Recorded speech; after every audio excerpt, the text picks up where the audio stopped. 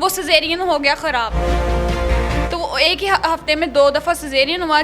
Police के पास जब आप गई तो उनका क्या रिएक्शन था? दरख्वास्त है ना वो कैंसिल कर दी गई है। ये सारी दरख्वास्तें आप ले आए हो तो लिहाजा ये सारी रद्दी के टोकरे में जाएंगी। तो अब मैं अदालतों कचहरियों के चक्कर लगाती फिरूंगी। अगर कर भी लेता था ना तो आगे से डराता धमकाता था, कहता था आप मेरा कुछ भी नहीं बिगाड़ सकते।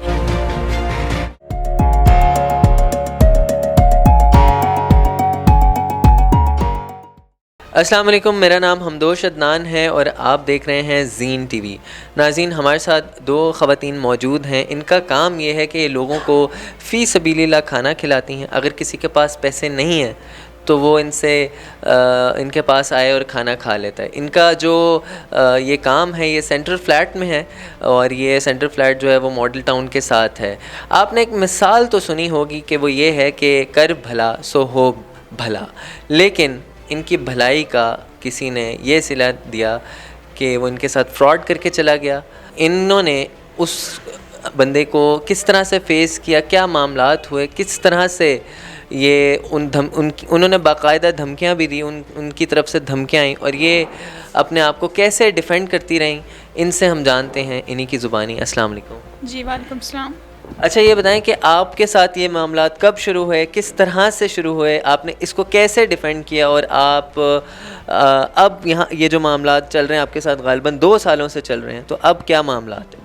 जी, ये मैंने कोरोना में 3 साल पहले शुरू किया था।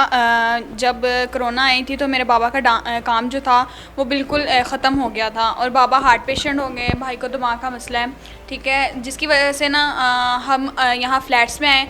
तो फ्लैट्स में जब हम आए तो मैंने यहाँ से मुझे आइडिया आया कि मेरी एक फ्रेंड है तो वो काफ़ी गरीब घराने से ताल्लुक़ रखती थी।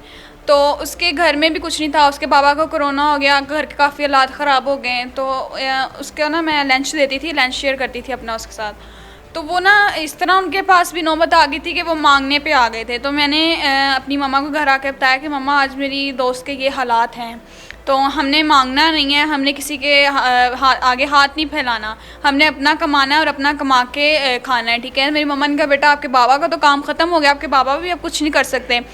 तो मैंने कहा मम्मा मैं तो कर सकती हूँ ना, कि मेरा भी एक ख्वाब था कि मैं गरीब लोगों की और मुस्तहिक लोगों की मदद करूँ।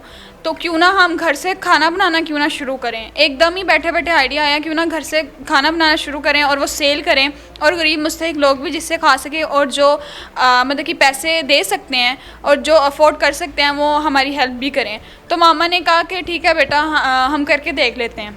तो मैंने जब आहिस्ता आहिस्ता ये शुरू किया, मेरा आहिस्ता आहिस्ता बढ़ा, मेरे इंटरव्यूज़ हुए, मैं काफ़ी सोशल मीडिया पे वायरल हुई, लोगों ने मेरी हेल्प की, जिसकी वजह से मैंने अपना मोमिया ट्रस्ट एंड होटल के नाम से खोला। उसकी जो इनकम थी वो जब मैंने जमा करके मोमिना होटल के बैक साइड पे बाबा जान रेस्टोरेंट के नाम से एक होटल खोला, उसकी सेल एक दिन की 40 से 50 हज़ार थी।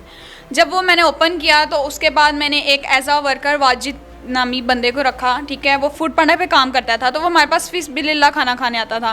तो इसी तरह एक दिन बैठा हुआ तो मामा बात कर रही थी, जिक्र कर रही थी, तो उससे मामा को अपने घर के हालात बताना शुरू हो गया कि आंटी मेरी जॉब चली गई है, मैं आपके पास 1 माह से मतलब कि खाना खाने आ रहा हूँ। तो मामा को कहता कि मेरी इस तरह के घर के हालात है, क्यों ना आप मुझे एक जॉब दे दें, आपने फूड पांडा की मशीनें भी तो लगवानी है। मामा ने कहा जी बेटा बिल्कुल ऐसा ही, आप इस तरह करें कि चलें आप जॉब पे तो मैं रख लेती हूँ, तो आप फूड पांडा पे काम भी करते थे, तो आप मुझे 2 मशीनें भी लगवा दो, आप मशीनें भी चलाते रहना और एज आ वर्कर मेरे पास काम भी करते रहना। तो वो 2-3 माह मतलब कि उसने वो हमारे पास काम किया। तो हमें कोई उसमें ऐप कोई ऐसा मसला नज़र नहीं आया जो वो करेगा, कि हमें उसका माइंड में कोई ऐसा कुछ नहीं लगा। तो आहिस्ता आहिस्ता मम्मा को कहना शुरू हो गया मैं आपका बेटा हूँ, मैं इनका बड़ा भाई हूँ, मुझे कहता था मैं आपका भाई हूँ, आपने फ़िक्र नहीं करनी। और काफ़ी हंसी मजाक मतलब कि काफ़ी अच्छी तरह वो रहता था हमारे साथ। तो उसी ने हमें वो होटल दिखाया था। तो मेरी मामा ने उसको 6 लाख में इन्वेस्ट किया पैसा उस पर, ठीक है, उस होटल पे उसे चलाना शुरू कर दिया। तो वो उस होटल पे बैठना शुरू हो गया। मेरी मामी का सिजेरियन हुआ, जिसकी वजह से मेरी मम्मा हॉस्पिटल चल गई मेरी मामी के पास। वो सिजेरियन हो गया ख़राब, तो एक ही हफ्ते में 2 दफ़ा सिजेरियन हुआ, जिसकी वजह से 1.5 माह मेरी मामी ICU में रही। तो मेरी मम्मा का यहाँ पे चक्कर नहीं लग सका और मैं अपनी नानों के घर अपने बहन भाइयों के पास रही और मेरे पेपर्स भी थे, मेरी स्टडी भी साथ साथ जारी थी। इसी दौरान जो है वो जो आपका जो बंदा है जो आपके साथ इस तरह से अच्छे से रहता था वो लुक आफ्टर कर रहा था? जी बिल्कुल, वो होटल संभाल रहा था दोनों।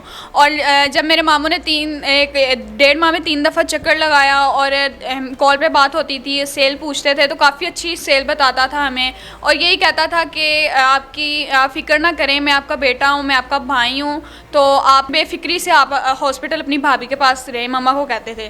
तो मम्मा ने कहना ना कि बेटा मुझे सेल बता दो कितनी है या मुझे दे जाओ आके, क्योंकि मुझे ज़रूरत है पैसों की। तो आगे से कहता था कि मैंने गैस वाले को दे दिए, मैंने घी मंगवा लिया, मैंने मसाले, इस तरह करके टाल देता था।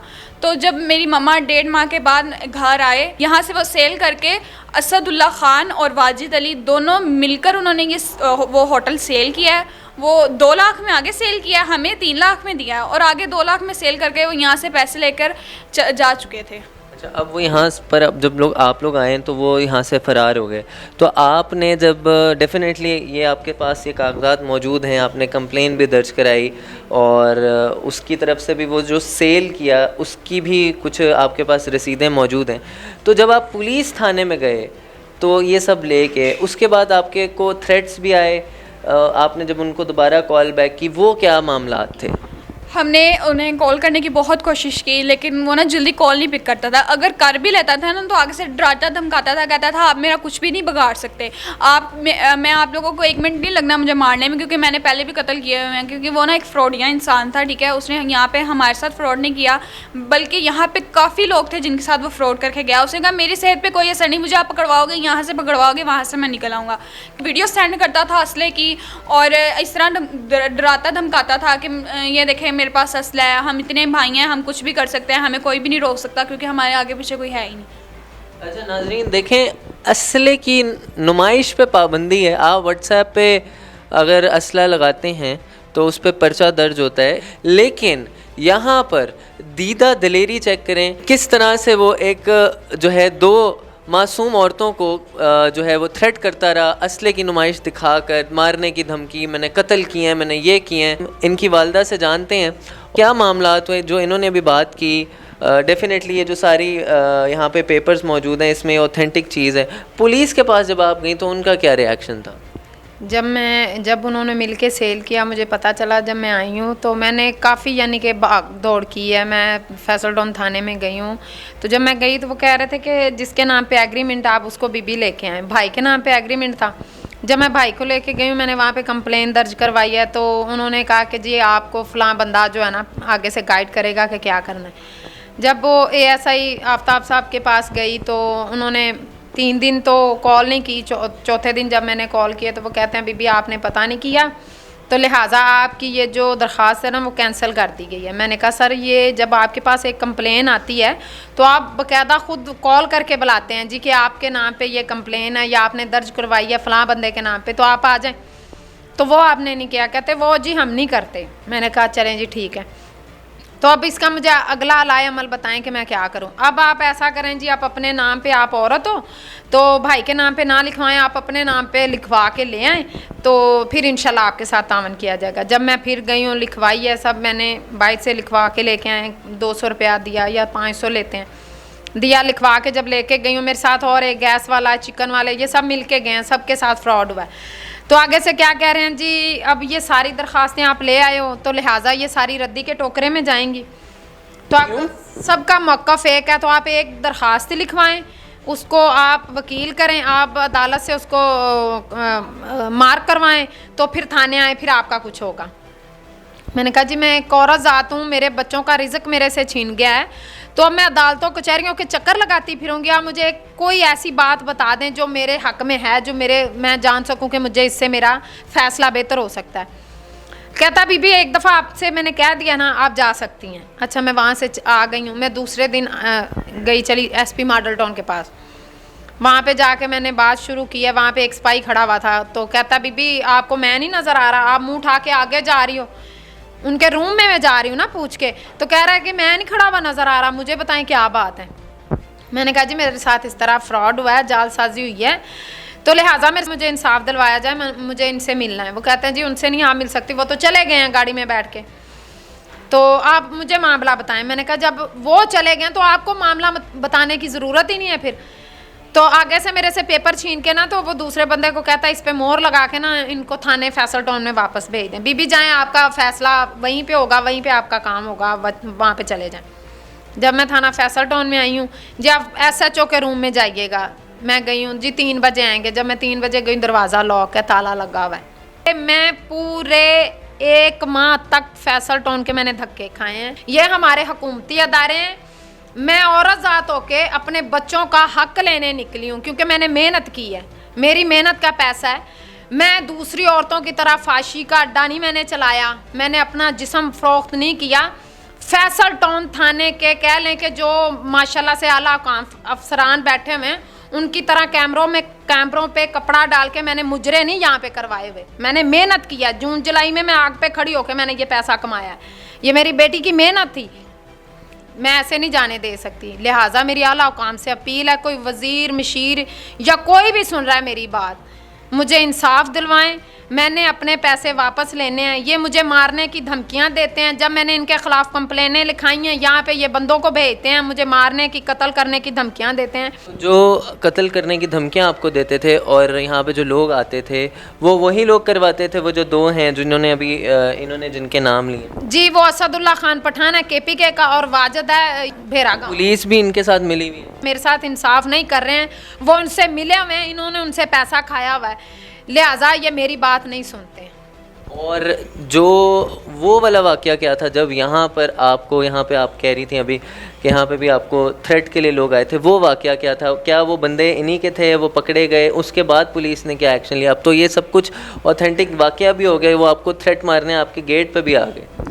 जब वो बंदा आया है तो मैं अंदर यानी कि खाना बना रही थी, मेरे पास वो कस्टमर आए हुए थे फ़ीस बिल्ला खाने के लिए। मैं खाना बना के जब मैंने उनको दिया, वो उसने दरवाज़ा लॉक किया, बीबी जी आपके ख़िलाफ़ कंप्लेन हुई है, पर्चा हुआ है। मैंने कहा जी किस बात का? कहते हैं जी प्रॉपर्टी टैक्स का। मैंने कहा जी प्रॉपर्टी टैक्स का मेरे साथ कोई लेना देना नहीं है, ये मालक को जाता है, मैं रेंट पे रह रही हूँ। कहता नहीं जी ये आपके नाम पे। जब मैंने उसको पूछा, मैंने कहा इस पे मेरा नंबर नहीं लिखा हुआ, मेरा नाम नहीं लिखा हुआ, तो फिर आप कैसे कह सकते हो कि मेरे खिलाफ पर्चा हुआ है? आप कौन से थाने से आए हो? फैसल टाउन से?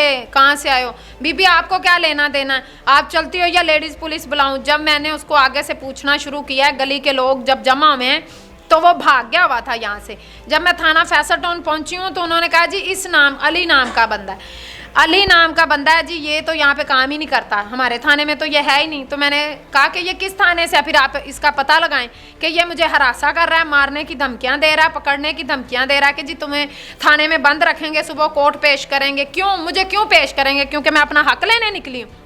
मैंने कोई जुर्म किया है? जिन्होंने जुर्म किए हैं, जिन्होंने जालसाजी किया, फ्रॉड किया, वो तो खुलेआम सरेआम घूम रहे हैं, मारने की धमकियाँ देते हैं मुझे और मेरे बच्चों को। मुझे किस बना पे वो मारने की धमकियाँ देते हैं? मुझे कब इंसाफ मिलेगा और कौन मुझे इंसाफ दिलाएगा? नाज़रीन, ये कोई पहला वाक़या नहीं है जो इस तरह से हो रहा है आजकल, बल्कि मैंने बहुत सारे वाक़यात सुने कि ये जो सेंट्रल फ्लैट है, यहाँ पर बहुत सारे चैनल्स में भी ये बात है कि इनका जो थाना ये सही कोऑपरेट नहीं करता। ये बड़े सारे लोग आते हैं और बहुत सारी कंप्लेंट्स ऑलरेडी दर्ज हैं। ये हमने अपनी आँखों से देखी हैं कि इनके थाने में आओ तो लॉक लगा हुआ है, या थाना सेंट्रल फ्लैट के पास जो ये जो इनका छोटा सा बना हुआ है वो, या फैसल टाउन का। और साथ जो जो वाक़या है, ये पहले बहुत पहले ये वायरल हो रही थी इसी काम को लेके कि ये लोगों की मदद कर रही हैं, फ़ी सबीलिल्लाह ये काम कर रही हैं। इनके बहुत सारे इंटरव्यूज़ हुए, लेकिन देखें कैसे एक दरिंदा एक एहसान किया उस पर। कोरोना में आपको पता है किस तरह से हालात हो गए थे, हर बंदा पैनिक कर रहा था। तो ये तमाम चीज़ें ऑलरेडी पेश हो रही थी, इसके बावजूद पुलिस के पास भी गई। एक इदारा बना ही खिदमत के लिए है, तफ्तीश करने के लिए, इंसाफ दिलाने के लिए। मेरी गुजारिश है हर हुकूमत से, चाहे वो इमरान ख़ान की हो, चाहे वो नवाज़ शरीफ की हो, कि एटलीस्ट उन एरियाज़ को तो सिक्योर करें ना जहाँ पे ये मामलात हो रहे हैं। ज़ीन TV जो है वो वाहिद प्लेटफॉर्म है जो न्यूट्रल रह के चलता है, और वो हर तरह से उसकी कोशिश ये होती है कि आम आवाम के दुख ना सिर्फ आवाम तक लेके आएँ, पब्लिक तक लेके आएँ, और इसके साथ साथ इंसाफ भी दिलाएं। हम इनके साथ दोबारा कनेक्ट रहेंगे, मज़ीद इनके साथ कोई अगर थ्रेट इनको पेश आता है तो हम वो भी दिखाएंगे। इसी के साथ ही हम दोस्त अदनान को इजाज़त दीजिए, ज़ीन TV को इजाज़त दीजिए। अल्लाह हाफ़िज़।